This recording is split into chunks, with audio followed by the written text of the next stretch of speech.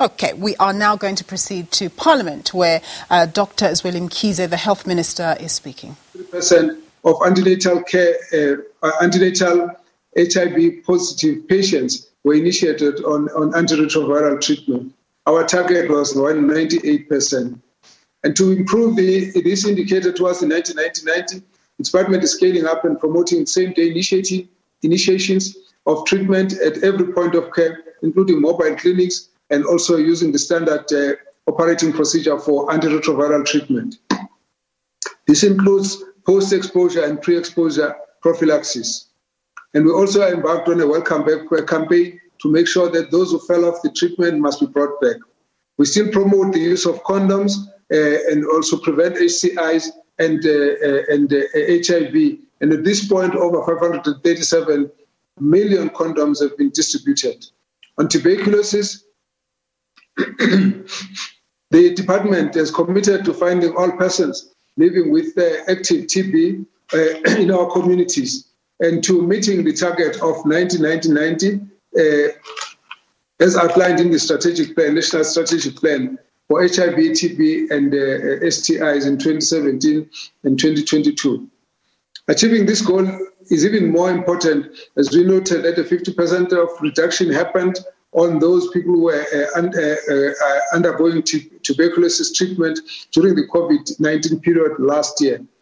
And then a suboptimal for success for TB success rate was 78% against a target of 90%. So that effect needs to be corrected.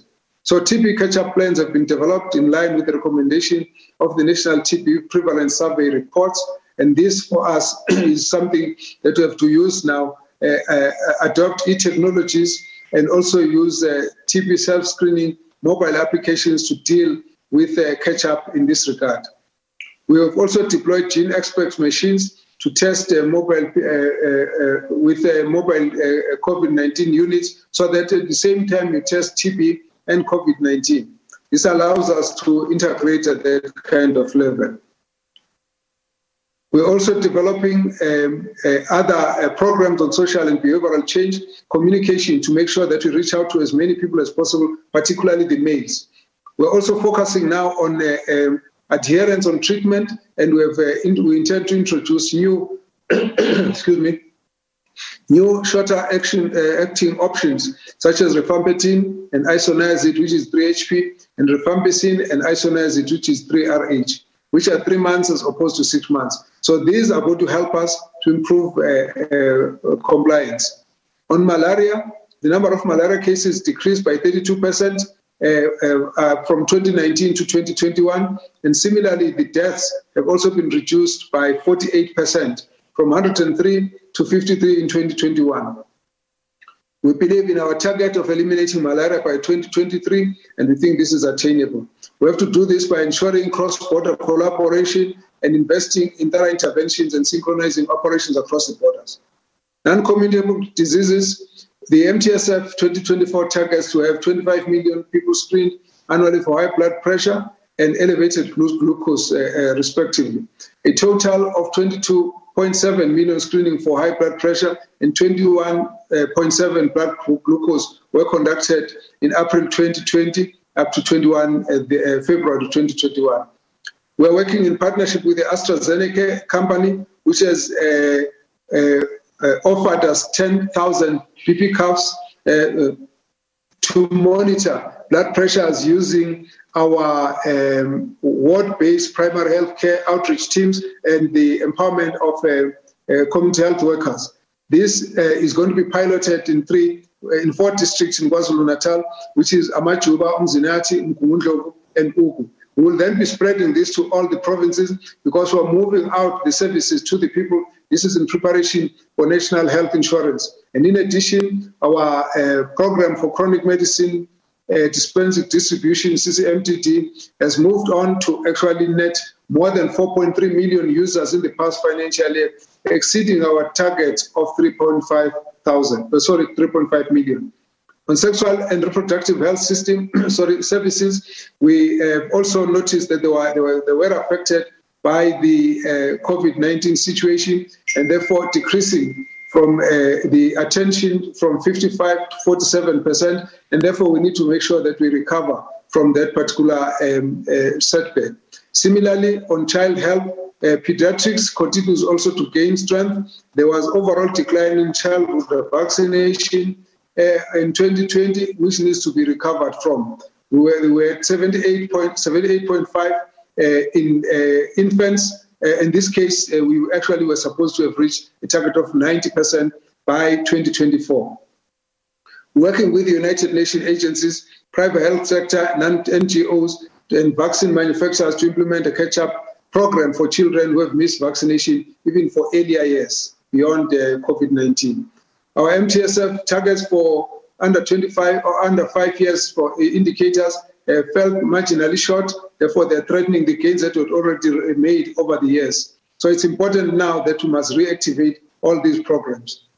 Medical legal claims, we've also appointed a company to analyze the purported 100 million rand liability. And they've already reduced them by 32 million rand. And we believe that by putting in forensic audits, we'll be able to reduce these claims, particularly using the precedent set by Gauteng High Court, where we can actually remove the cost of future care and carry it ourselves as government. And therefore, we also wait for the ratification of the State Liability Amendment Bill of 2018, so that it must be helpful in this process. We also want to commend and pay tribute to the Cuban Medical Brigade for the work that they've done. We believe that it is correct that they should be given the award, the Nobel Peace Prize, because of the work that they've gone across different countries where they've shown a gesture of love and solidarity. And therefore, we continue to thank the Cuban government for the graduates. Last year, we had up to now, we had 1,841 doctors through the Nelson Mandela and Fidel Castro Medical Training Program, and of which 669 graduated in the past financial year alone. I wish to close then this address by inspiring confidence in our ability to build local manufacturing. The government has undertaken some key collaborative initiatives and investment to ensure that South Africa can independently meet its own biotech needs. These include attracting BRICS Vaccine Research and Development Center and using the newly acquired consensus around the issue of IP waivers, that South Africa must become the manufacturing hub for vaccines and other pharmaceutical agents, and also supporting our programs such as BioVac as well as Gitlapina. With that, I wish to, at this point, say we would like to contribute to Africa being an independent continent capable of leading and being able to protect its own people through their own quintessential African innovation resilience. Let me thank you, Chairperson, the Director General, the MECs, the portfolio committees, statutory entities, and all the health officials for all the support that they've given us. I table the budget. Thank you. Thank you, Honourable Minister. You managed your time excellently. You stopped right when your time was about to expire. You've set a good example for the rest of the debaters to follow. The next speaker is the Honourable Dlomo. Okay. Honourable Chair, Honourable House Chair, Honourable Deputy, Honourable Minister, Honourable Deputy Ministers, all other ministers and deputy ministers, my colleagues, members of Parliament, MECs present on this platform, officials of the department led by the DG, leaders of various health entities, CEOs and board members, partners of the Department of Health, ladies and gentlemen, media houses, I rise on behalf of the African National Congress to support this budget that has been tabled by Minister Dr. Mkhize. Together with my other colleagues and comrades, we will indicate some of the challenges that this department has. There is a saying in Zulu that akhosoke ngenasisi, akukho nzwane ngenasiphako. None of us is perfect. Nathi sizophakama lapha sizogxeka sizobe siqonda kahle lokuthi kunjani. It is important to highlight the success stories of the department so that we could place the challenges and some very serious challenges of the department within the context of akhosoke ngenasisi. Your annual performance plan may not be realized because of the budget cuts Minister Mkhize, and that is our concern. Hence, we have resolved as a portfolio committee of health to write a letter to the Minister of Finance, and we await his response.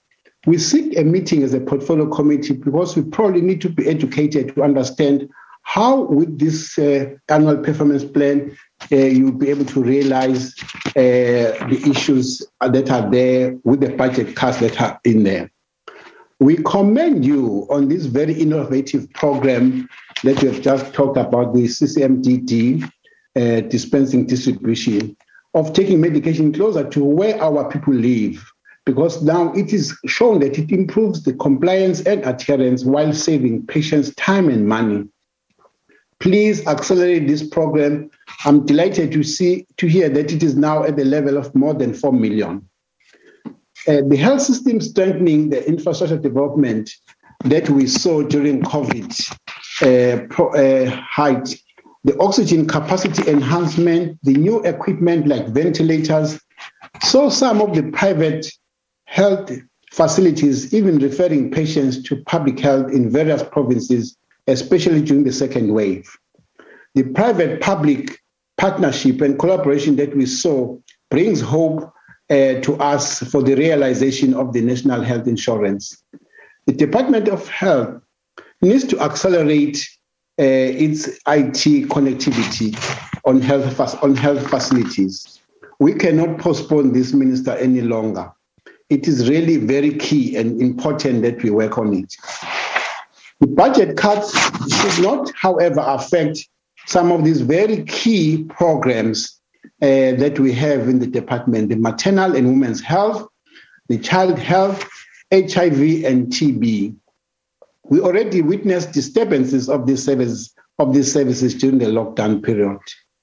We encourage, however, during the annual performance plan tabling, when one of your officials spoke very passionately about keeping a vigilant eye on the maternal services in South Africa before, during, and after COVID. I don't know whether we are ever going to have an after COVID because it looks like COVID is probably here to stay with us. One of my colleagues will speak in details about the health entities. Safe to mention just a few, that we are actually encouraged to notice that South African Medical Research Council remains one of the world-class research organizations. Its contribution on the J&J Sisonke clinical trials and its excellent governance with successive clean audit outcomes, it's something that needs to be actually commended. You just have to understand and trace the history of the Medicines Control Council to appreciate the contribution that is made by SAPRA.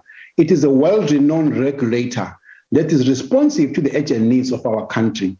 They do not generate data. They wait for the data, credible data for them to be able to regulate and actually indicate that this is passing the test of time. On the NHLS, we observe the good relationship with the provinces, and please, that must be maintained and be continued. NHLS was very candid and open with us to say they have noticed a high failure rate of registrars training within their field pathologists. We would wish that we could hear a report regarding, but of course not today because you are probably not going to, someday, as to health faculties in the country, what is the program like of the postgraduate training, especially making sure that African women also do come into pass these postgraduate and probably take leadership positions in various health faculties. The Office of the Health Standard Compliance, Honourable Minister, is an enabler of the NHI. There are challenges there. We hope that we'll find time and space to really deal with those challenges, especially in regards to staffing, because they need to go around the country and do continued inspections of the sites, of the facilities to be ready for the NHI. The challenges, however, that are there also needs to be mentioned, Minister. We are happy as a portfolio committee to get a date from yourself and your office to discuss with you and all the MECs why we had such a report from the Auditor General with regards to the procurement of the PPE. I would like to leave it at that and not go too much into details. But maybe it is a situation that too many cooks spoil the broth. Maybe you were correct then this time around to centralize the procurement of vaccines, at least in as far as financial management therein. The rationale to host the Presidential Health Summit that gave birth to the Presidential Health Compact was a good idea. That program is an enabler again of the national health insurance. It cannot be abandoned or be postponed. That is why, among other things, we would like to have a time and space with the Minister of Finance. We commend the World Trade Organization that is joining South Africa and India, saying that by the end of this year, we must have a pragmatic solution over whether to waive COVID-19 vaccines patents. It is actually towards the realization that health is a public good and should not be available to the most important or rich countries only. To all our nurses, you are like wounded tigers from the wars of COVID-19, especially during 2020. Please do walk tall with all those scars, emotional, psychological, and physical, that you have. You are noticeable to have lost your colleagues, your family members, your patients. It felt like you thought you were losing everything. We need you as a backbone of our health services. Happy belated International Nurses Day. But to all our healthcare workers, thank you for holding on to the fort. We wish that indeed Minister Mkhize can finish the vaccination program of all of you, as the department is planning to now start phase 2 next week. We are going to be visiting provinces starting tomorrow to check, Minister Mkhize, the readiness of rolling out of the vaccines, starting with the Northern Cape as of tomorrow. We want just to, as I close, to say we don't think, some of us, that the Cuban-trained South African doctors are properly placed. They come with a very rich background of public health, and they get submerged into a hospital-centric approach. And I think we need to look into that, because in any event, NHI will be embedded on knowing what is actually public health. I thank you, and again, we support the budget on behalf of the African National Congress. Thank you. Thank you, Honourable Member. The next speaker is Honourable Garube. Thank you, Chairperson. Chairperson, it has undoubtedly been a difficult year for the globe, for South Africa, for the health department, and most devastatingly, the people of this country. We have been languishing in the throes of this pandemic for exactly 14 months now. While we were not able to prevent COVID-19 from arriving at the shores of the country, we were very much responsible for how we dealt with this crisis. Ultimately, it all comes down to how many lives we are able to save. Simply put, we can only save lives and livelihoods by vaccinating as many people as possible. But this has not been the case. In fact, to the contrary, the South African government has thus far failed in a spectacular fashion to begin vaccinating our citizens at pace.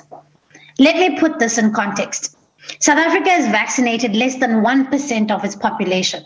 This is 1% out of the 40 million people meant to be targeted by year end. We have been surpassed by our peers on the continent, such as Zimbabwe, Ghana, Rwanda, Nigeria.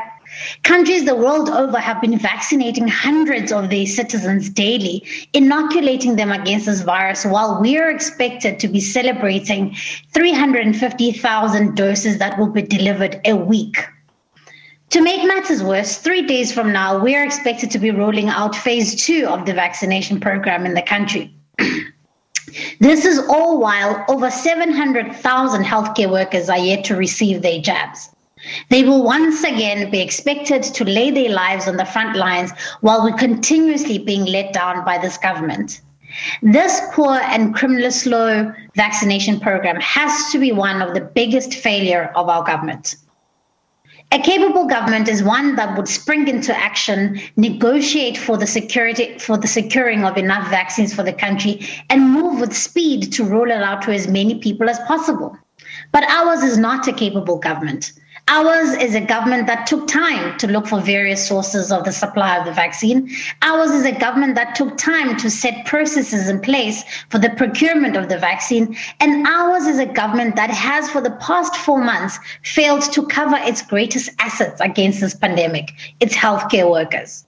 And so 14 months later, we continue to languish as we face the third wave of infections of COVID-19. It has recently been confirmed now by the minister again that the variant dominant in India has been detected in the country, and experts have started to warn of a possibility of a new domestic variant that could emerge during this third wave of infections.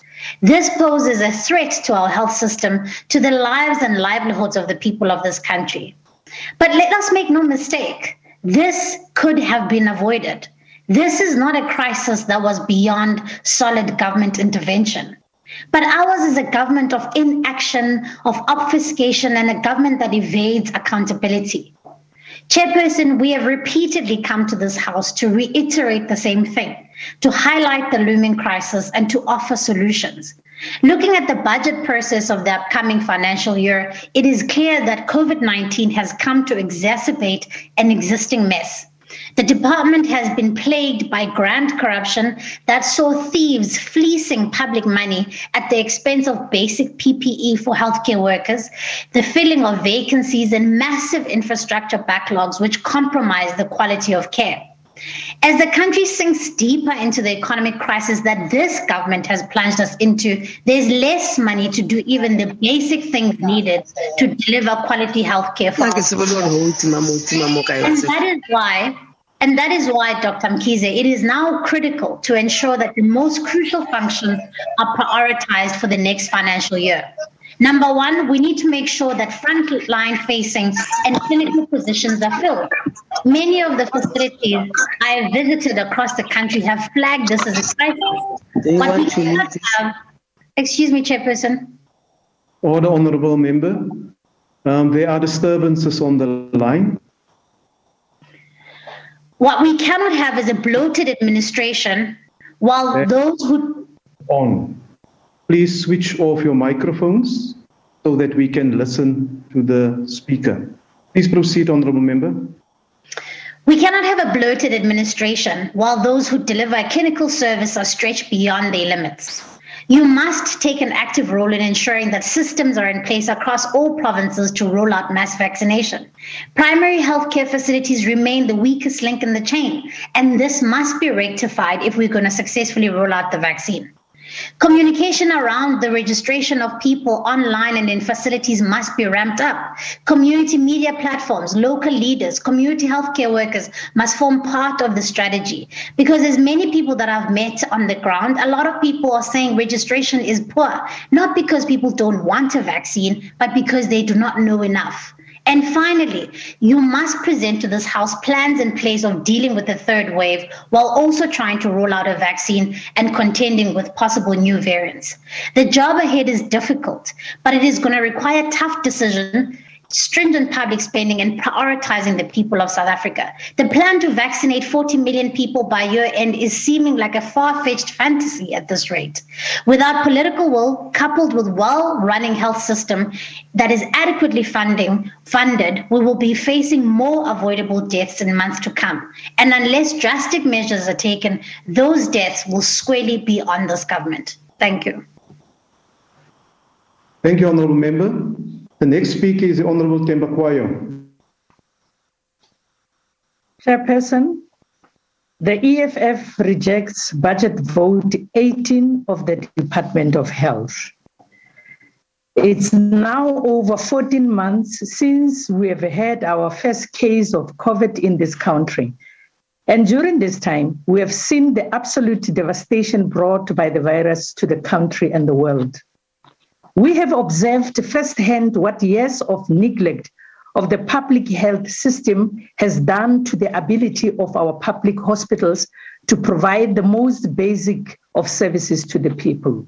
We have watched with horror as those who are supposed to lead us to health have all abandoned this mission and have chosen to rather lead in the looting of resources meant to help healthcare workers deal with the growing numbers of sick and dying patients.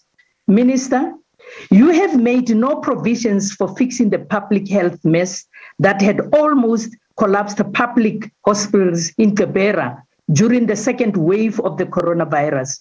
You have not employed any more health workers in that part of the world. The entire Eastern Cape was a mess before COVID. It is still a mess today.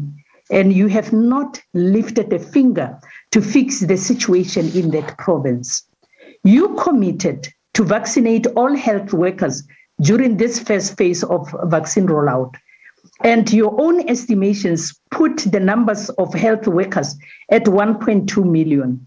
To date, just less than 400,000 health workers have been vaccinated.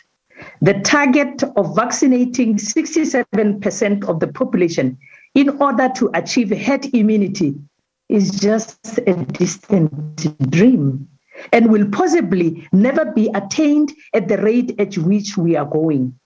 The risks are far too obvious, Minister. Soon enough, we will be faced with a rising number of his hospitalizations and preventable deaths. And this will be all on you. You will be held personally responsible for the death of so many of our people because of your incompetence. You have no vaccination plan worthy of the name. Even as we speak today, you have not acquired the sufficient number of vaccines because you are preoccupied with buying vaccines from those who can corrupt you. You have learned nothing from the past two waves of virus, and you have not prepared our hospitals sufficiently to deal with the virus. Minister, we need a strong public health system to deal not only with COVID, but with a number of health threats faced by our people. It is all common cause that HIV and TB care took a serious knock as a result of the focus on COVID. You have to date developed no plan to integrate COVID treatment with the treatment of HIV and AIDS. The result of this is too dire to even imagine. It will be no surprise if the excess death we have seen over the past year are not a direct consequence of COVID, but rather as a result of the neglect you have shown to other diseases. Minister, the failure to deal with COVID should provide you with the clearest indication of what needs to be done to reconfigure South Africa's health system. We need to build new hospitals that would provide cutting-edge medical care to the majority of people across the country. We need to train a range of health workers and employ them in public services.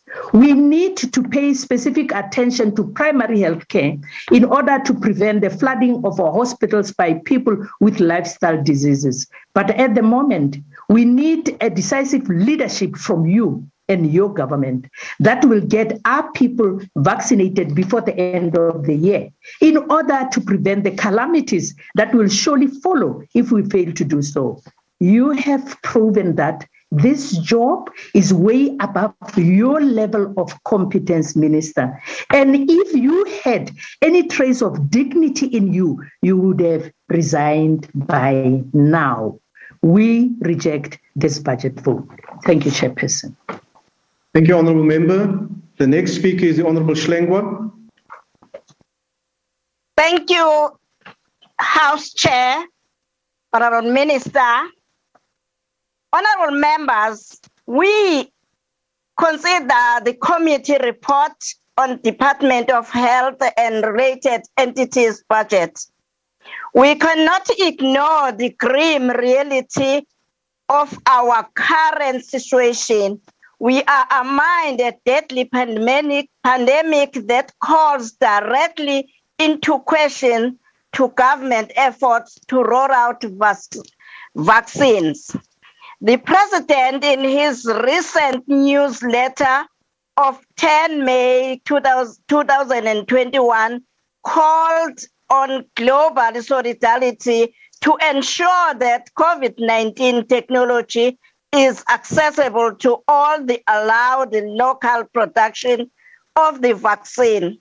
The IFP fully agrees that the equitable access to a vaccine is critical. However, this does not answer the looming question about our government's slow rollout response. We must face the facts South Africa fares very poorly in global rollout of the vaccinations. This is not only the comparison to rich countries, but also in comparison into our neighboring countries. In the United Kingdom, according to a researchers group, our world inductor, 52.25% of the population has already been vaccinated by 10 May with one dose of vaccine. Namibia, at this date, had already vaccinated 1.29% of the population. However, South Africa is comparison had only vaccinated 0.67% of the population. We cannot accept our government's slow response. The public has a right to properly informed of the government vaccines program, and we fully support the committee's view that the department should strengthen its communication regarding to rollout program. However,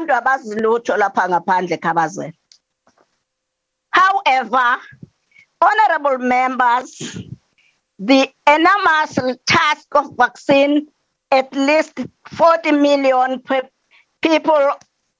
and people by the end of 2021-22 final year, the Department of Health vision must be seen against the fact that our primary healthcare facilities are noted and by report and not be properly equipped to assist in this program.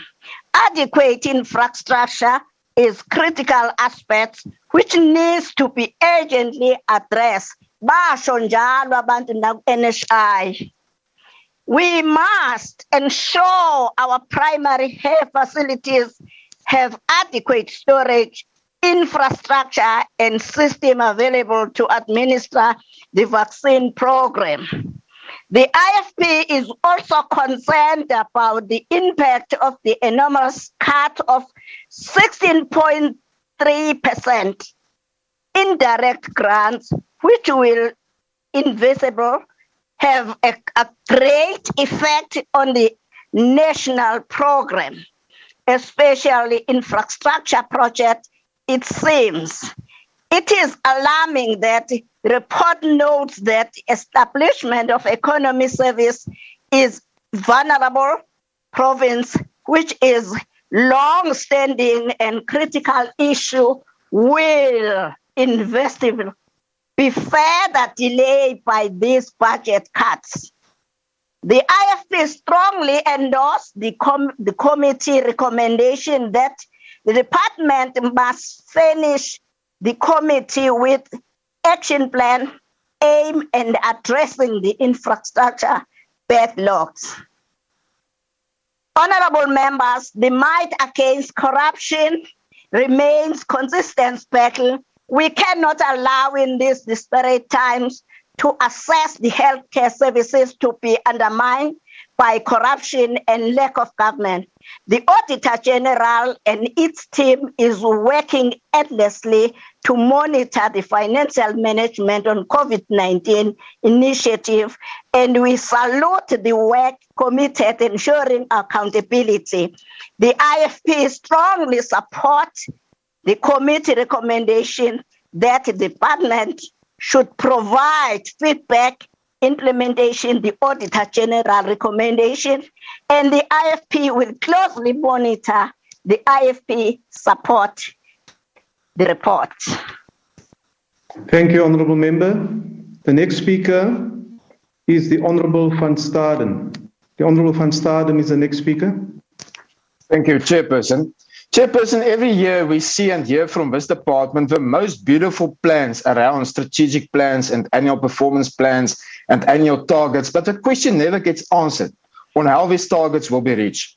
never do we see any concrete plans from this department to eradicate the huge problems we are currently having in our public hospitals and clinics, like, for example, service delivery problems, halting of life-threatening operations, the shortage of doctors and nurses, the problems regarding the placement of payments of interns, the shortage of medicine and equipment, the shortage of water in hospitals, hospitals who's currently burning down, the shortage of hospitals and clinics, the massive litigations against this department that is a staggering 111 billion rand, 14 billion rand more than in 2018-19. Infrastructure problems at hospitals and clinics, and the massive corruption cancer in this department. Due to all of these, patients are dying in our hospitals, and it is all over the news in the last few weeks. The cherry on top was when the Auditor General came and told the committee last week that there was massive corruption with PPEs, and we all know that. But what we did not know was, while there was a huge shortages of PPEs in the middle of a pandemic last year, hospitals in 8 of the 9 provinces had just thrown their PPE stock outside under a sail in the rain due to a lack of storage facilities. They even have showed us pictures of that situation. The FF Plus said that the Portfolio Committee must intervene in these matters, and that it is totally unacceptable that PPEs that was not handled with any care at all, and that the FF Plus demands that the head should roll in this ministry and in this department on this matter. Therefore, the minister must, and together with all the MECs of that 9 provinces, appear before the Portfolio Committee of Health to come and explain to this unacceptable behavior and state of affairs. It is a shame that 600 healthcare workers had to die because of a shortage of PPEs, but meanwhile it is lying outside in the rain. The AG described it as an ineffective stock management processes, inadequate storage facilities, and poor storage practices. This government is a total failure.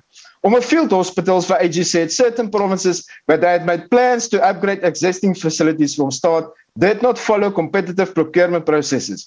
Contracts were not always concluded and approved as required. Minister Mkhize and Minister De Lille, you need to start explaining yourself. The quarantine facilities debacle also needs further explanation. This department is spending millions and billions of rands on an NHI system that will not be able to be launched unless all of these problems in our public hospitals is completely eradicated. We are looking at the NHI program at an amount of 121 billion rand, and the NHI indirect grant stands at 2.1 billion rand. Rather take this money that you are wasting now on an NHI system that we as taxpayers cannot afford, and use that money to buy more vaccines to try and stop this pandemic. Then the President and the Minister of Health can stop complaining about the so-called vaccine apartheid. Hou op om ander lande te beskuldig van 'n sogenaamde enstof apartheid. Julle het gesit en slaap verlede jaar in die onderhandelings en aankope vir enstowwe. Julle het 'n gemors gemaak met die hals oor kop aankoop van die AstraZeneca enstof nadat dit hier reeds 'n nuwe variant in die land uitgebreek het. Julle het 'n gemors gemaak van die sogenaamde uitrolprogram deur kort teikens se doelpale te verskuif en op die ou ende op 30 Maart weer 'n nuwe uitrolprogram aan te kondig. Julle weerhou die privaat sektor om self die aankope, berging en verspreiding van die enstowwe te behartig omrede julle van hierdie uitrolprogram 'n ingetoetsprogram wil maak. Nou vra julle waarom slegs 840,000 mense ouer as 60 jaar oud uit 'n groep van 5 miljoen mense geregistreer het vir fase 2 van julle sogenaamde enstofprogram. Want die regering word nie meer deur die burgery van hierdie land vertrou nie. Geagte meneer die president en meneer die minister, hou op om die vinger na ander lande te wys en begin self voor julle eie deur vee. Daar bestaan ook geen waarborg dat 40 miljoen mense teen die einde van die jaar ingeënt sal wees, of selfs vroeg in 2022 nie. Die adjunkminister van Gesondheid sê gister aan gesondheidswerkers dat hulle inentings binne die volgende 2 weke afgehandel sal wees. Hoe kan u sulke uitlatings maak as u voor u siel weet dat dit nie gaan gebeur nie? 1.5 miljoen gesondheidswerkers is daar maar nou is 430 mense ingeënt. Hou op om beloftes en uitsprake te maak wat nie nagekom kan word nie. Hierdie regering is nie meer bevoeg om aan die bevolking van Suid-Afrika gesondheidsdienste kan lewer nie. Weg met die nasionale gesondheidsversekering, weg met die ANC. Voorsitter, die tyd het aangebreek dat ons ophou net te praat oor die probleme in ons openbare gesondheidsstelsel, maar dat daar 'n werkbare plan en oplossings op die tafel geplaas word om hierdie probleme op te los. Dit is duidelik dat die nasionale gesondheidsversekering nie daardie roete is of mag wees nie. En dit is duidelik dat die ANC nie daardie roete is of mag wees nie. Dit is duidelik dat medici, die burgery en privaat organisasies nou na vore moet tree om self daardie probleme op te los. En die VF+ is bereid om daarmee te help. Dankie, voorsitter. Dankie. The next speaker will be the Honourable Deputy Minister of Health. The Honourable Deputy Minister.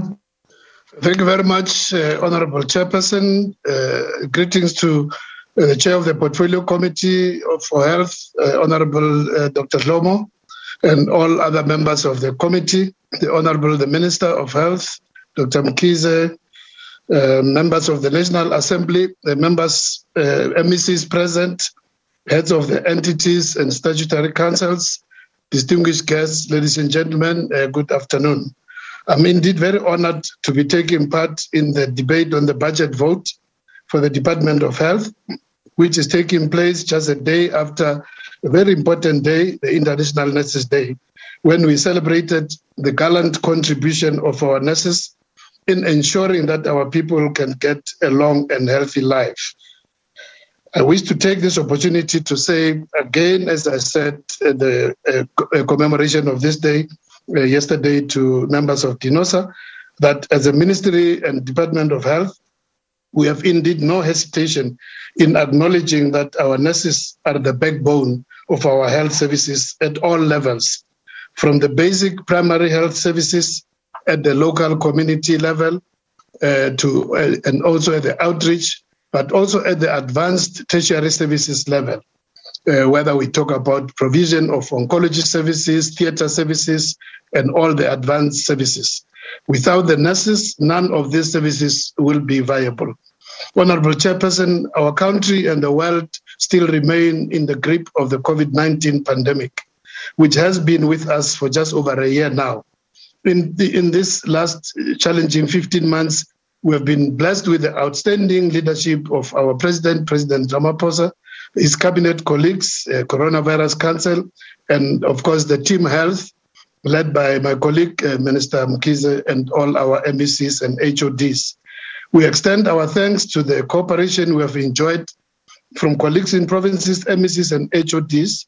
We appreciate the support and cooperation we enjoyed from also leaders of civil society, community leaders. Without cooperation from traditional leaders, religious leaders, political leaders, labor and business, we would not be where we are with the relative stability we have, where our health services have not been overwhelmed. You can imagine, honorable members, where we would be if leaders of big organizations, such as some of the big churches, like the Zion Christian Church, the St. Agnes Church, churches like the Shembe Church, if they decided not to cooperate with government, things would have really fallen apart. So we thank them for their cooperation. We indeed owe a lot to our health workers, not only the nurses I've mentioned already, but from starting right at the health facility, from the security guards, right up to the heads of clinical departments. Our health workforce has been resilient, and we want to say to them that the fact that our fiscus has not enabled us to show the gratitude in monetary terms is only because the pandemic has also battered our economy, which when the pandemic descended on us, we know our economy was already weak, but it was weakened even further by the pandemic and the measures which we had to take to mitigate against its impact. The health workers are indeed the heroes of all South Africans, and many of your colleagues have indeed paid the highest price through life itself, losing life itself. We mourn with their families, and we hope that their families may get solace in the knowledge that their loved ones' death was not in vain, that they actually left a lot for the people of South Africa. Honourable Chairperson and members, it's common knowledge that our annual performance plans of 2020-21 were vastly disrupted, and a lot of adjustments had to be made, as was the case with the disruption of lives of many South Africans. We now have more than 12 months experience in dealing with the pandemic, but the reality remains that what will happen in the next weeks and months remain unpredictable. Minister Mkhize has already spoken about disruptions to our services such as HIV and AIDS testing and treatment, TB services, maternal and child services, etc., and the fact that we are doing everything to claw back on lost ground in this area so that we can catch up on these services. We are, of course, concerned about the signs of rising numbers and the fact that the third wave may be on us sooner than expected.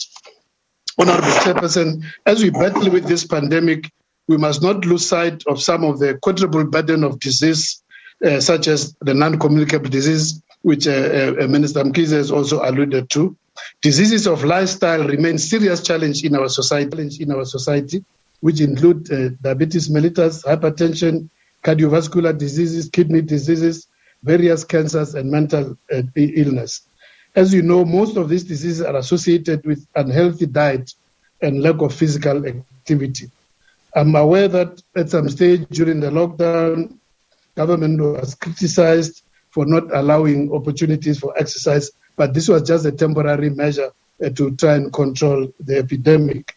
On the other hand, we made some good gains in encouraging people to be weaned off of some of the bad tendencies such as smoking and excessive use of alcohol. During the closure of some of this, many people were assisted to actually stop some of these habits. So indeed, the lockdown did play a constructive impact, and we hope that some of those have continued even beyond the lockdown. What adds more pressure on all of us not to take our eyes off this issue of non-communicable diseases such as diabetes and hypertension is that, and also obesity, is that it has been proven all over the world that when you don't have these comorbidities, your serious illness of COVID-19 is very high. So we need to focus on making sure that we guide and encourage our people to make sure that they can live healthy lifestyles. I know that also during the lockdown, some of the people who meant very well were also clamoring that the closure of alcohol and tobacco could actually go on for long, but using the national disaster provisions.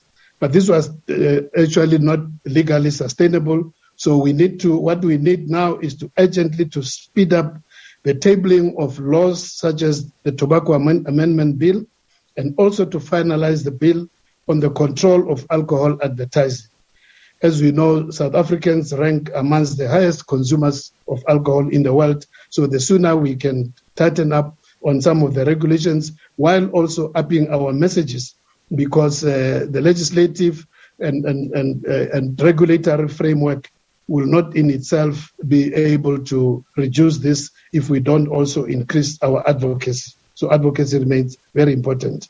Another area which needs our refocus is the area of mental health services. As we know, the life testimony debacle exposed the weakness of our mental health services. The COVID-19 pandemic has added more mental stress, not only amongst the general public, but also amongst our health workers. There are many families who lost both parents, and many more lost livelihoods, adding more mental stress. And in the current fiscal year, therefore, we need to pay more attention to this. And indeed, in our annual performance plans, there are plans which are outlined to make sure that we can improve on the provision of our health services, to make sure that our people, including also our health workers, can get more mental health services. We are conscious of the fact that a key answer to improve on these services is the integrated approach. As we deal with COVID-19 screening, testing, and management, we will also be including HIV, AIDS, TB, mother and child, and the NCDs mentioned already. As both our financial and human resources get stretched, we are going to depend on integration from community outreach right up to tertiary services. Even as we roll out vaccination, and I must say that Honorable Kwahube is always sounding like a scratch record when it comes to this, no matter how often we emphasize the fact that if we are not vigilant, if our scientists were not vigilant and had not picked up the variant which was not reacting to the AstraZeneca, indeed we would have been equally criticized, but we are in the process of catching up. In the process of vaccinating, we are including basic screening for COVID and other health risks. We urge honorable members also to promote healthy lifestyles at your constituencies, following on the footsteps of President Ramaphosa with his Tumamina walks, which he had initiated. Honorable Chairperson and members, provision of adequate and suitable human resources is fundamental in managing the pandemic and improving our health service platform. One of the major contributors to the supply of well-equipped medical personnel, as already alluded by Minister Mkhize, is the Nelson Mandela Fidel Castro Medical Training Program, which also Honorable Lomo has alluded to. Since its inception in 1997, the program, which started modestly with a maximum of 80 students per year in Cuba, but expanded in 2012 when the Cuban government provided an expanded program. Thanks to the visionary leadership of our leaders, of some of our leaders, including provincial MECs and Honorable Lomo being a leader in this when he was MEC in KwaZulu-Natal, who sent hundreds of young people from rural and township area from disadvantaged families to Cuba to study medicine. The total number of graduates who have contributed through this program to our health services since 1979, it's 1,900 from 1997. Sorry, it's 1,979, and out of this, more than half of this, 1,374, are those who came through the expanded program, which was largely funded through the South African government since 2012. And they started coming back in numbers of 700 and above to complete their local integration since July 2018. In the last 3 years, graduates from this program, just in the last 3 years alone, this program has contributed more than 1/3 of all medical graduates in South Africa. Currently, we're having another 643 final year students in local medical schools who will finish their clinical integration in December this year. Another 463 final year students are expected in July this year to start their 18 months integration. By the end of 2022, we expect this program to have contributed more than 3,000 doctors who are well trained in primary health care, more than just curative medicine, as many of us who trained in our local medical school know, and which is a weakness in our medical training. One of the weaknesses which Honorable Lomo has alluded, which we must address, is that we need to use these graduates more efficiently in the promotion of primary health care as we roll out the national health insurance, because this is their strength. That's why we've been weak in just absorbing them, continue the curative system. The Health Professions Council is continuing to look at better ways to enable South African medical graduates who qualify in universities not from the recognized list of universities to be given a chance to go through requirements for registration so that they can practice in South Africa. There are currently existing systems, including a non-exam route for those from recognized universities and an exam and clinical training route for those from non-recognized universities. We will continue to work with the HPCSA to look at ways to streamline these processes so that these young people can actually be absorbed in our health system. In the meantime, we urge parents and students to check with the Health Professions Council before they send their youngsters to study medicine so that they can verify that those universities are indeed in the list recognized by Health Professions Council. Honorable Chair, on the transformation of nursing education, 8 of the 9 provincial nursing colleges, as well as the South African Military Health Services, have been fully accredited to offer the 3-year diploma in nursing, leading to a registration in general nursing, and they've started to offer this as from January last year, 2020.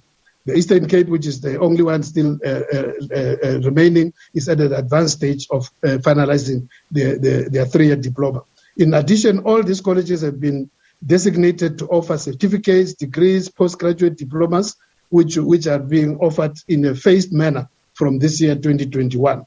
Honorable Chairperson, as Honorable Chair, Honorable Dr. Jomo has already mentioned, the National Health Laboratory Service remains a cornerstone of provision of diagnostic pathology services in our country, with a network of more than 233 laboratories across the country, catering for 80% of our laboratory services.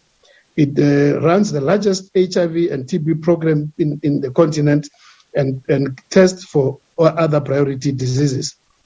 After some difficulties in the earlier years, it has now stabilized. It has turned the corner. It has also been able to tackle corruption where it was rearing its head. We thank our provincial counterparts for cooperating with the NHLS. The NHLS, as already mentioned, is providing vital training of pathologists and other medical scientists, not only for South Africans, but also continent-wide. In dealing with the COVID-19, it has grown its capacity very rapidly from a start of 2 labs to do COVID to now 130 across the country. Together with the NICD, they provide daily information to us as to where the pandemic is. We acknowledge and thank the private labs also for cooperating with the National Health Laboratory Services. The other entity which is playing a pivotal role is, of course, the SAPRA, which has upped its game in making sure that we get speedy access to diagnostics, treatment, and vaccines. This young entity has risen to the occasion under tremendous pressure, and over the medium term, it will focus on accelerating the clearing up of backlogs of approval of licensing of medicines. The Medical Research Council, also very outstanding with research, and as the honorable members will be aware, also playing a pivotal role in the genomic studies, which is why we've been able to identify variants which are prevalent in our country. Honorable Deputy Minister, your time has now expired. Thank you. Thank you very much, Honorable Chair. We wish the support for our budget. Thank you. Thank you, Deputy Minister. Honorable members, I will now invite the Honorable Mashlaule, who will preside over the remainder of this mini plenary. The Honorable Mashlaule. Thank you very much, House Chair Frolick. Honorable members, the next speaker will be Honorable Sukars from ACDP. Honorable Sukars. Thank you, Chairperson. Honorable Chairperson, the ACDP wishes to acknowledge our nurses today. A grateful nation, thank you for your service. While we could work online, you had to touch the sick and comfort the dying. Florence Nightingale stated, "How little can be done under the spirit of fear. Fear paralyzes people and knowledge enables us to take action." The ACDP has consistently engaged with the department in this portfolio committee to urge the development of a comprehensive response to COVID that includes the provision of optimal care for those infected. This must be supported by a communication plan that ensures that those who suffer from comorbidities are made aware of the importance of disease control, resulting in better outcomes when infected with this virus. Government must focus on research to tackle the underlying causes of comorbidities and the long-term impact of COVID-19 on sufferers. This budget is inadequate for this. This urgent need cannot be addressed by 100 health promotional messages that will be broadcast on social media in order to reduce premature mortality due to non-communicable diseases. Given that the majority of the people who are most at risk and who do not receive care are the poor and the aged, the use of social media to reach them is, to put it bluntly, ludicrous. We raised concerns with the minister regarding vaccine hesitancy on the grounds of ethical objections and the need to source as an option an ethical vaccine that in no way uses cell lines from aborted fetus. We also questioned the department's capacity to strategically source vaccines. We have been outmaneuvered by corporations whose primary aims are profit. Government must fight for what money cannot buy, life. We should use everything in our arsenal to save lives. How do you unify efforts to fight disease when you regulate people on what they choose as treatment? We have only heard one message consistently: vaccines. And the very thing you promote as the only long-term solution, you are unable to effectively roll out within timelines stipulated by your own department. Tell us, are you developing a comprehensive, multi-pronged approach response that will involve all role players, focus on prevention, optimal treatment, and is open to considering alternative treatments that have positive benefits? And will you effectively communicate this to all sectors of society? Repeated government failure has meant that the only message government has successfully conveyed was the one of fear. When you monopolize healthcare and steal the resources needed to keep people alive, it is entirely reasonable that our people live in fear, and fear paralyzes people. But perhaps that was the aim. All South Africans desperately hope that you will fulfill your duties competently, because we are a long way from an effective, comprehensive plan against COVID and an effective vaccine rollout. I thank you. Thank you very much, Honorable Sukers. We'll now move on to the UDM, Honorable Kwangwa. Thank you very much, Chair. The UDM does not support the budget vote 18. Honorable Minister, the second wave brought South Africa's basic healthcare system to the brink of collapse. You will recall that in provinces such as the Eastern Cape, the basic healthcare system completely collapsed. Patients were fighting each other for basic health care, and others in hospitals like Livingstone in Port Elizabeth were lying and dying on the floor due to lack of proper basic health care. This occurred in the context of a basic healthcare system that was under strain and on the brink of collapse nationally. And this occurred at the time, for example, when vaccination is at a snail's pace, infections and deaths keeps on increasing. And yet the minister has recently warned us that there is a third wave coming up. Our concern with that statement is that a third wave is coming up, and yet the president not so long ago announced or indicated that he wants the elections for the country to continue towards the end of the year. Surprisingly, from where we're sitting, the minister does not seem to be advising against that, whereas the number of infections keeps on increasing on a daily basis. Minister, you know, it is a known fact that coronavirus has served as a looting spree for many individuals in the department and the national leadership. For instance, you are aware that competitive bidding processes were not followed during the procurements of PPEs. There were inadequate storage facilities, and some hospitals did not even get enough PPEs, while there were some hospitals who had an oversupply of PPEs. It is unforgivable, Minister, that while most of the people in South Africa died due to many hospitals not having PPEs, that there were hospitals in the country with an oversupply of PPEs that had no storage facilities, resulting in a situation where the PPEs were stored negligently by those hospitals. We have a situation in our country where nurses and doctors work overtime as a result of shortage of staff. Hundreds of community workers were laid off due to insufficient funds to pay them. The department still fails to provide adequate supplies of protective gear to frontline workers. And also all of these occur in the context of a country that is expecting a third wave. We want, Minister, to take us into the nation into confidence by explaining what comprehensive plan the department has to try and expedite, firstly, the vaccination process, and how to deal with the third wave in particular. We are of the view that on the 2021 SONA, the President highlighted the need to intensify prevention efforts, strengthen the healthcare system, and to enroll on a massive vaccination program, with millions of vaccines having to be procured and delivered. It has been 3 months since the President made those promises, and the practical implications suggest otherwise. Currently, the vaccination process has been disappointingly slow, with only even just over 0.5% of the population vaccinated so far. It is important that you use this platform to explain to South Africans how that picture is going to be improved, how we're going to ensure that more people are vaccinated over the next few months, especially in the light of the fact that we're going to hold elections. Honorable Kwangwa. Thank you, sir. Your time is Thank you, Chair. Thank you Much very obliged. much. May I check if we have a speaker from ATM? ATM. We will now proceed to the Honorable Sheikh Imam from the NFP. Honorable Sheikh Imam. Thank you very much. Can you hear me, Chairperson? Yes, we can hear you, Honorable Thank Sheikh you very much.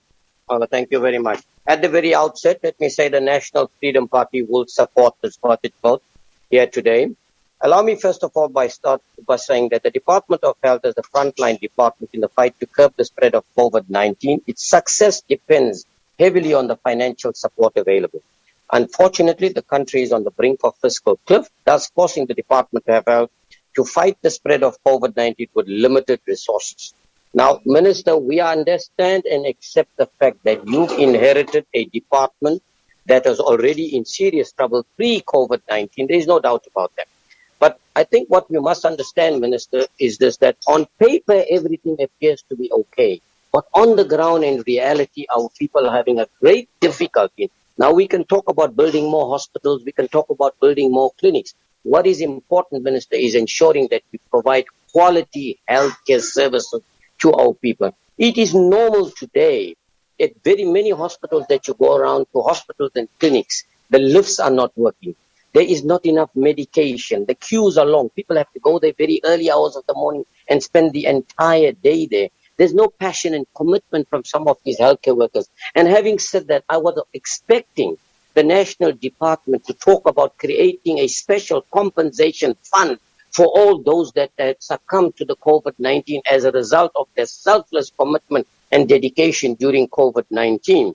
And that has not actually happened. The other issue that we have in a matter of serious concern is SAPRA and the way they conduct themselves. If you look at the issue of ivermectin, which is one of the safest drugs in the world, one of the cheapest drugs that was made available, and the fact that there was lack of urgency on part of SAPRA to even review the data, and they've admitted that documentation applications were given and did not even look at it. And that makes us suspicious on the relationship between the CEO of SAPRA and, of course, McKinsey. And we know McKinsey had actually captured the World Health Organization. We know the involvement of Johnson & Johnson. We know Aspen Pharmaceuticals, exactly what has been happening for a period of time. Now, the other thing is, Minister, let us be realistic.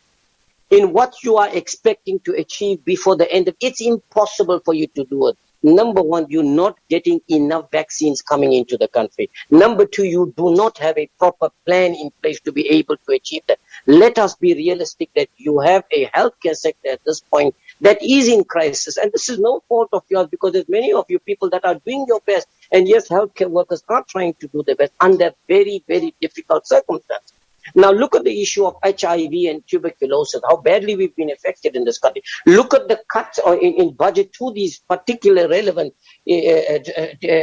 areas. What is going to happen? All the success and gains that you have made in the last 10 or 20 years, you are now taking us back again. That is basically what is going to happen. So I think what is very important, Minister, while we believe that you are doing quite a bit of work, there's no doubt about it, and your department, Thank you.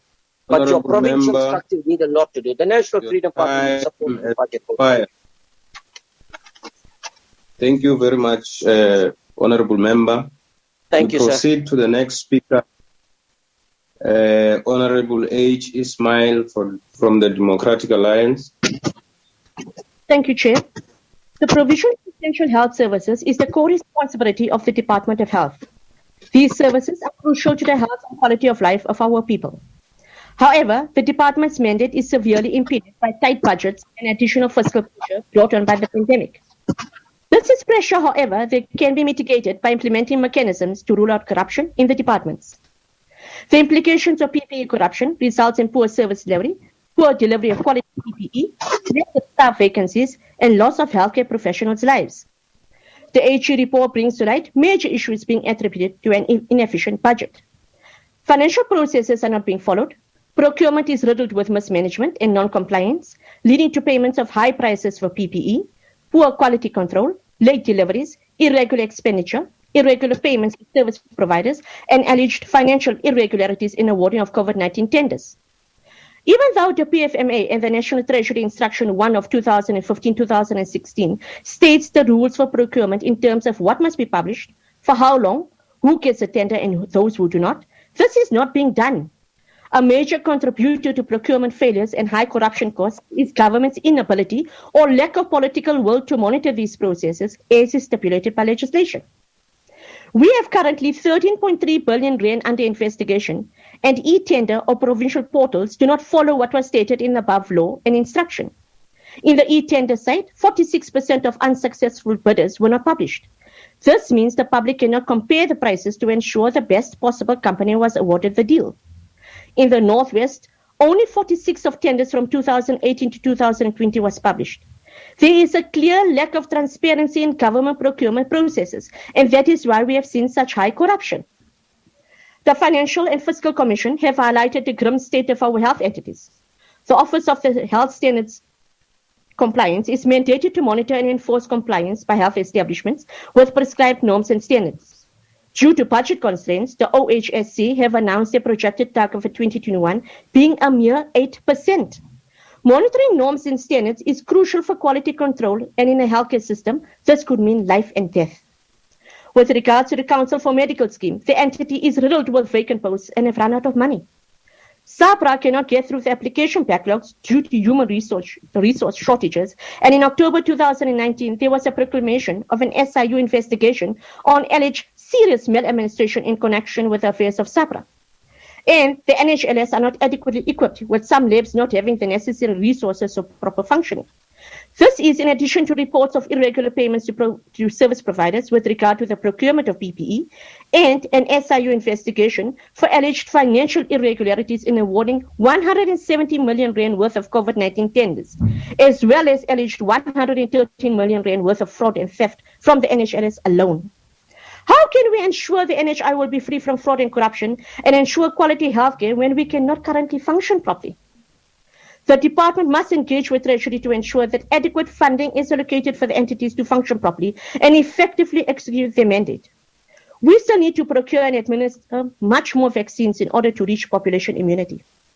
Minister, the DA has solutions for you. 1. Create a minimum compliance and policy framework that tender reporting must abide by. 2. Create an independent regulatory body to ensure that due processes are followed. And 3. Ensure the proper implementation of National Treasury Instruction 1 of 2015-2016. Minister, insufficient budget means a non-efficient health system, and corruption in the department leads to non-service delivery on the ground. We need a capable state with political leadership that will attend to this crisis now. Loss of time leads to loss of precious life.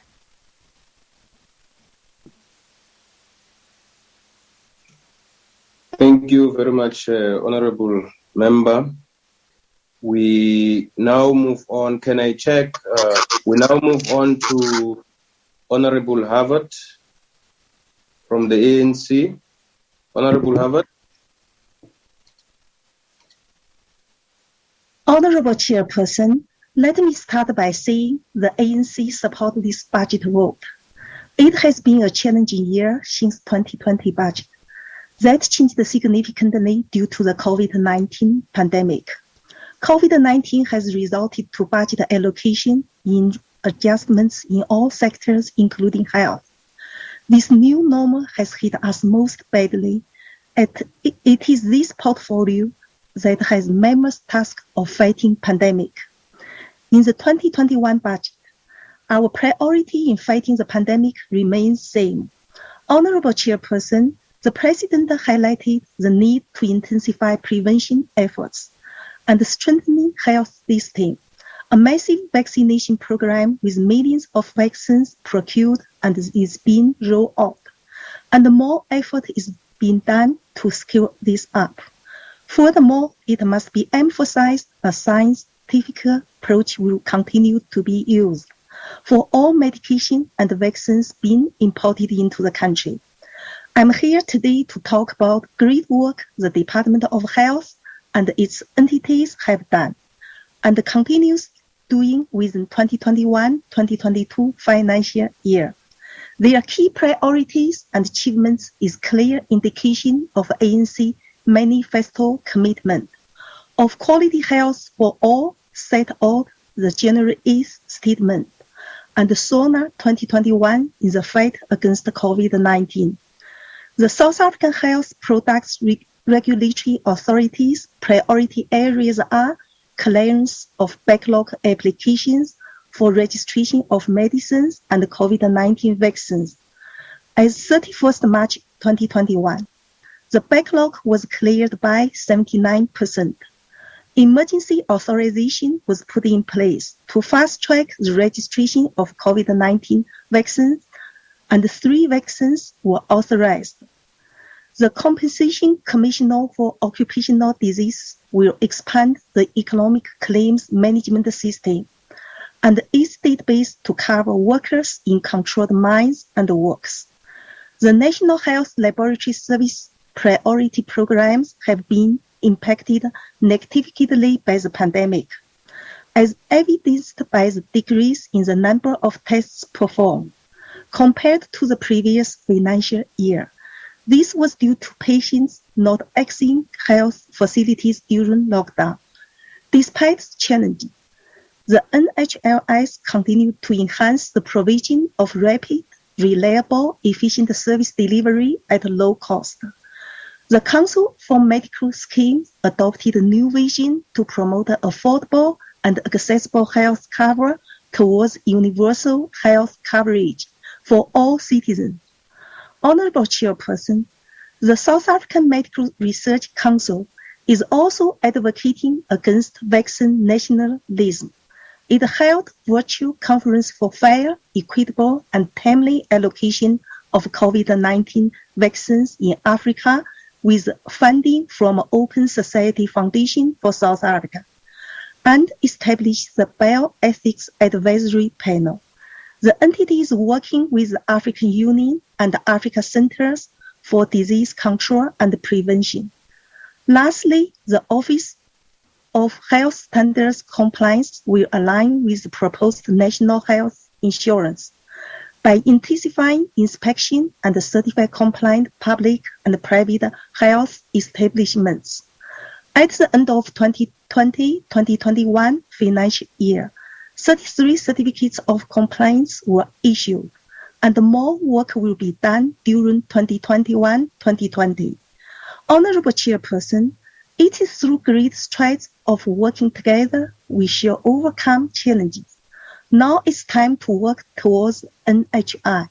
Let us work to ensure everyone has an equal opportunity to quality health care in our country.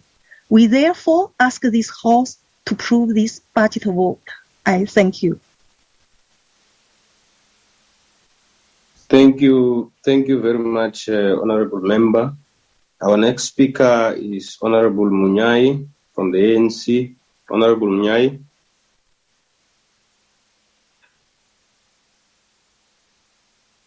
Honorable Munyai.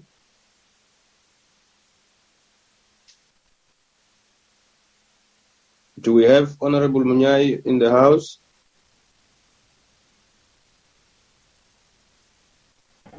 Hello, Honorable Chair. Can you hear me? Please proceed. Yeah, on behalf of the African National Congress, I rise to support the vote budget 18 on National Department of Health, tabled by the Honorable Minister Dr. Zweli Mkhize this afternoon. It is imperative that we in the ANC who solid behind this budget support must also equally raise some concerns, which is the basis in which we invited the Minister of Finance to engage in an appeal for the support of the NHI, despite the 11 billion rand contribution for vaccine funding, which we welcome indeed. As the ANC, we are listening to this call and we are duty-bound to ensure that the kind of budget we pass truly reflects the values and the principles of the African National Congress, and make sure that we indeed support what has been outlined in our manifesto commitment. The massive budget cuts cannot be blamed to Honorable Minister Dr. Zweli Mkhize, either corruption of the PPE, because in the National Department of Health, there's no corruption at all. Any allegation of corruption to our ministry is misplaced, because those who think corruption every broad daylight are ignoring the Steinhoff massive heist corrupt activities of the 20th century. Honorable Chairperson, as one of our government leaders would have said, open quote, NHI is fundamentally about social justice. NHI will ensure that all our people whether you are black or white, rich or poor, you will be able to access comprehensive range of healthcare services. Close quote. Those who claim that we don't have concrete plan are political blind. One of the PSL FIFA accredited referee who passed on during the fatal car accident did not have a medical aid. These are the people, Honorable Chair, that really need NHI for survival. May his soul rest in peace, because as the ANC or the NHI would want to provide the quality health for all our people, regardless of the employment status. Honorable Chair, as you remember, the white paper notes, as also reflected in the bill, open quote, NHI representative substantial policy shift that will necessitate massive reorganization of the current healthcare system to address the structural challenges that exist in both the public and private sectors. It reflects the kind of society we wish to live in, one based on values of justice, fairness, and social solidarity. Implementation of the NHI is consistent with the global vision that healthcare should be social investment, close quote. Honorable Chair, the budget must speak of avoiding massive layoff of the public health workers or the wage freezes or cuts of their benefits. Honorable Chair, we call upon the increase of health budget in real terms while we support the substantial funding of the distribution of vaccine we urgently need. Funding of healthcare systems overall will suffer in the next 3 years without increased funding in real terms. That is the above inflation. This is critical because all well-funded public healthcare sectors is a backbone of the future of national health insurance. Just nearly 2 years ago, we've been elected to implement the most progressive policies of our movement contained in election manifesto. It has been hard and a difficult election year, and we listen to our people's cries and emerge victorious. Honorable Chair, the NHI is a key and a central policy that we immediately need to implement as practical and urgent as possible. Therefore, Parliament has agreed in our portfolio committee. It's starting with 121 organization public hearing. On the other hand, we are making a clear call to our parliamentary staff to really quickly process the NHI as a matter of urgency. The Parliament staff really must be cautioned, because as the ANC, we cannot and will not technically delay the NHI to roll over to the 7th administration through the possible well-calculated deliberate efforts to undermine our portfolio committee decision to appoint the competent of graduates from the project management unit that have done the job before and done it successfully through the support of the former President Kgalema Motlanthe panel report. No party or any staff should be worried that the ANC has rejected and portfolio committee the outsourcing of the NHI. Honorable Chair, we know that COVID-19 has brought some unprecedented consequences that indeed, to some degree, left us with a lot of unemployment and a lot of negative consequences. But we're very grateful that the Minister have a clear program of vaccine rollout to respond to this pandemic. Thank you, Honorable Chairperson. Thank you very much, Honorable Munyai.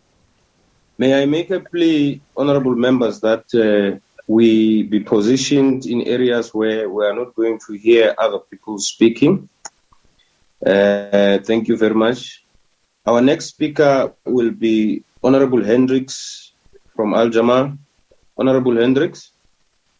Thank you very much, Honorable House Chair.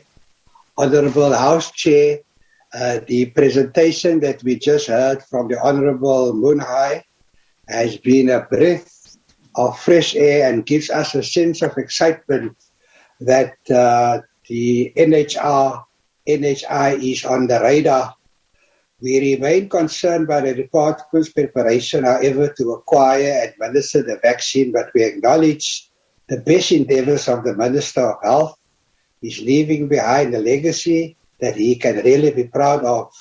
President Ramaphosa is becoming a world leader, respected for his dynamic leadership to save lives, not only in South Africa, but the African continent as far as the pandemic is concerned. Providing vaccines for African refugees is critical, especially now that we are in African month and we promote the United States of South Africa. Jama-ah calls for the immediate transfer of tax benefits on medical aid to the budget of the Health Department to bolster the NHI rollout. Jama-ah supports the budget, and we look forward to the presentation and the signs of Dr. Jacobs later on. Information and guidance to this House that we obviously cannot expect from the official opposition. Thank you very much, Honourable House Chair. Thank you very much, Honourable Member. We now move on to the Honourable R. Wilson, E.R. Wilson from the Democratic Alliance. Thank you, Chairperson. Every person in this House took a solemn oath to protect the Constitution and, in doing so, all the people of South Africa. It is beyond comprehension, therefore, that members of this House, particularly from the ANC benches, can come before us and say that what has been presented to us is acceptable. A lot is not acceptable. It severely impacts on the health and well-being of every citizen in this country, particularly the poor and vulnerable. The PPE corruption, and in particular the inadequate storage of PPE supplies and the purchasing of PPE equipment that did not meet standards to protect our frontline workers from COVID, has potentially resulted in the loss of lives of healthcare workers who were working tirelessly to save the lives of others. This is not acceptable. The compensation of employees is reduced by 12%, which has resulted in reductions across all programs. Hospitals and clinics are already seriously understaffed, and we are advised that budget cuts are going to result in loss of staffing and inability to employ further staff at a time when there is a crisis. This is not acceptable. The grants for construction and refurbishment have been reduced by 107 million rand. Refurbishment projects, construction on an academic hospital, and the maintenance of facilities that are already in a horrific condition in many areas have been put on hold. Machinery and equipment, desperately needed in some areas, will not be purchased, leaving the sick and vulnerable in an even more precarious position. This is not acceptable. In some provinces, a single ambulance is required to cover an area of up to 20,000 square kilometers. This results in victims in need of emergency care lying in wait and even dying, as ambulances take hours to get to them to assist. This is not acceptable. The arrival of the third COVID wave is here, and people are dying in droves on a daily basis. But our vaccination program has been an absolute disaster, marred by slow starts to purchase vaccines and hold-ups on a regular basis. Half of the frontline workers are not yet vaccinated. The citizens of South Africa have been left abandoned in the cold as another tsunami is fast approaching. This is unacceptable.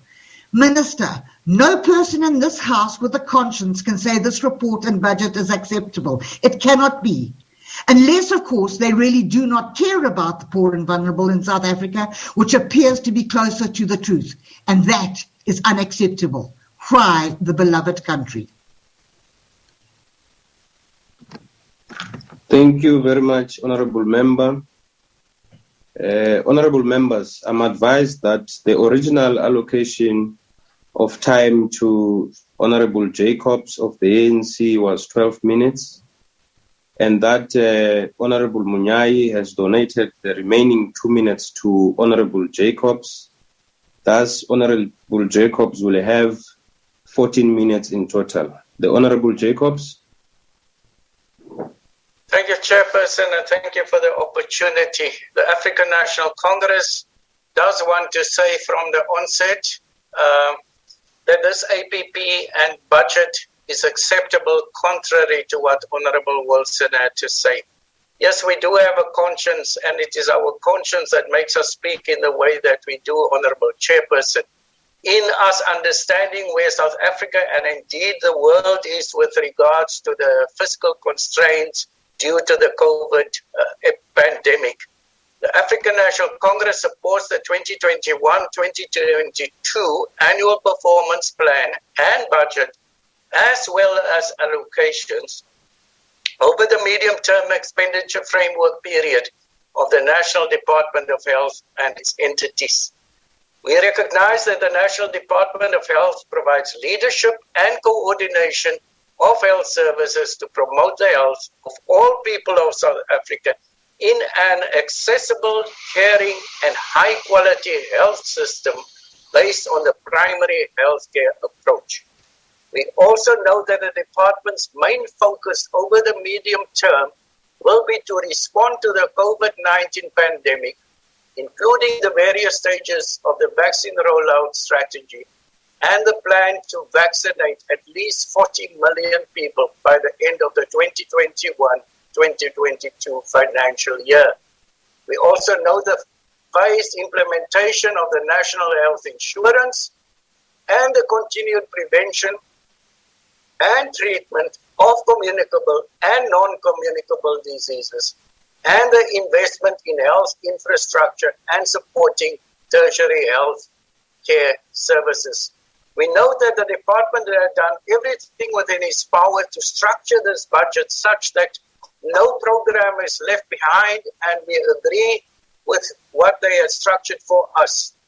We know that the department has completed the first phase of a 5-year preparatory work plan to improve health system performance and improve service delivery towards delivering on universal health care in South Africa. The ANC seems to be one of the few parties which understand the importance of universal health care. And we want to thank Jama-ah and the NFP and the other parties who support this universal health care that is required by all the people of South Africa.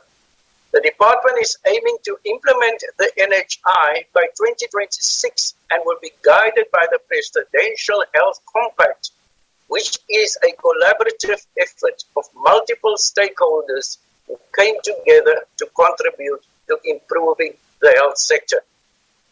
The committee noted the good work done by the department during the past year, but also expressed concern, amongst others, about the following: the underfunding of vital programs such as the HIV and TB program, which might result in regression in the control and prevention of these conditions.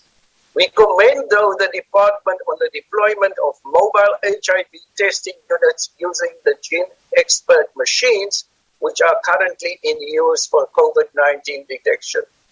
The infrastructure backlogs, but we note the commitment to establish parity between public and private infrastructure. The need for more awareness campaigns aimed at addressing stigma surrounding HIV or AIDS are noted, and we want the department to react to what our request in this regard. We know the plans to address challenges at healthcare facilities, such as staff shortages and equipment shortages. The committee notes the good work of the department to employ all the medical interns and community service personnel in the past year, and we are very grateful to the department for that. It would not bode well for any highly trained person to be sitting at home and not being employed, especially when they do have a commitment towards the department and towards South Africa. The committee commended the department on the Ideal Clinics initiative, and that these are appreciated, especially in the rural areas. As an indicator of the good work done by the department, we know the increase in life expectancy of South Africans over the past number of years, with an aim to reach a life expectancy of at least 6.6 years this year and 70 years by 2030. We have heard at length about the good work done by the entities of the department. I want to mention just two of the entities, not to single them out, but to emphasize some of their roles.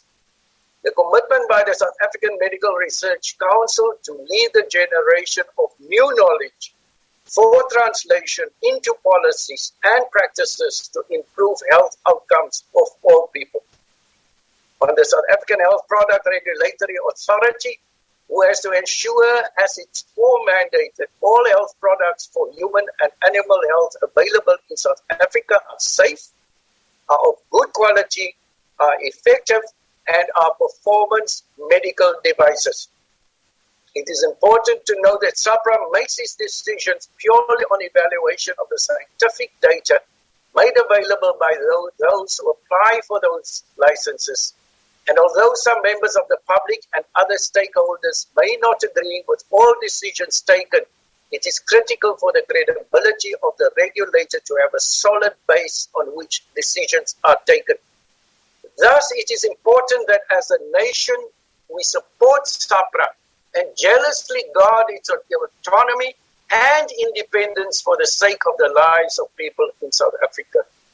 We noticed the call yesterday by the Minister of Health, Honorable Dr. Zweli Mkhize, that provinces should start intensive containment measures to curb further increase in numbers, and as a wake-up call to all South Africans to ensure that they practice the non-pharmaceutical measures of mask wearing, social distance, washing of hands with soap and water, and sanitizing in order to minimize possible transmission of the virus. All eyes are focused on the vaccine program of the department as part of the COVID response plan. We know the agreements reached with the manufacturers of the J&J and the Pfizer vaccines, a total number of 31,200,000 J&J vaccines and 20,150 Pfizer vaccines are expected to be received over the next 3 quarters as per the agreement. That gives us a total of 51,301,150 vaccine doses. We understand there is ongoing discussion to additionally procure 10 million doses from Sputnik and Sinovac manufacturers, pending SAPRA approval.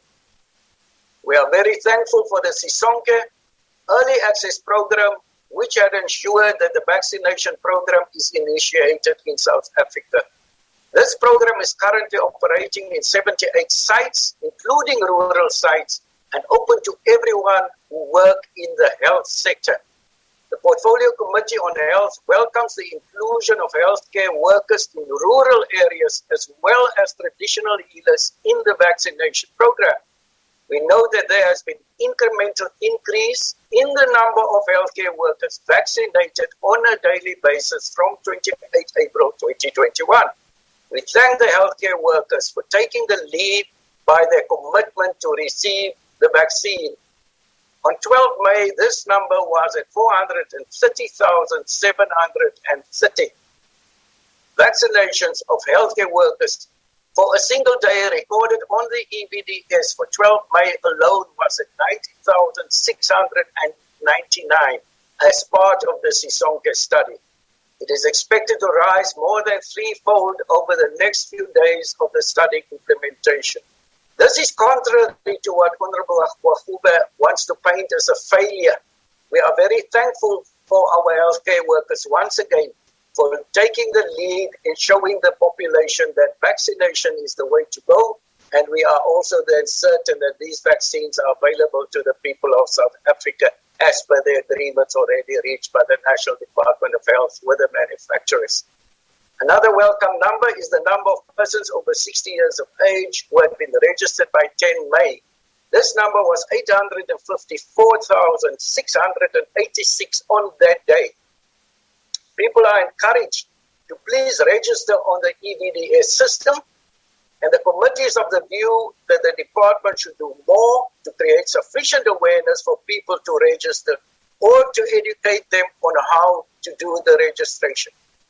The question everybody would probably have in mind is what the future vaccine rollout plan after the Sisonke Early Access Program would look like, and the committee notes the phases as the following. In phase 1B, which would be healthcare workers, and this is immediately after the Sisonke Early Access Program ends, which will be tomorrow. And then phase 2 after this phase 1B would be people according to age, starting with those over 60 years of age, and workers across all. All right, that is the health budget debate that is currently taking place. You'll hear a number of issues that were dealt with within the health sector, one of which is quite important, dealing with training of young people to be absorbed into the health system. And then also some important issues raised by the UDM and the DA regarding the issue of PPEs, where there is oversupply for some hospitals while there are shortages in others. So that's a debate that's currently going on at the moment. All right.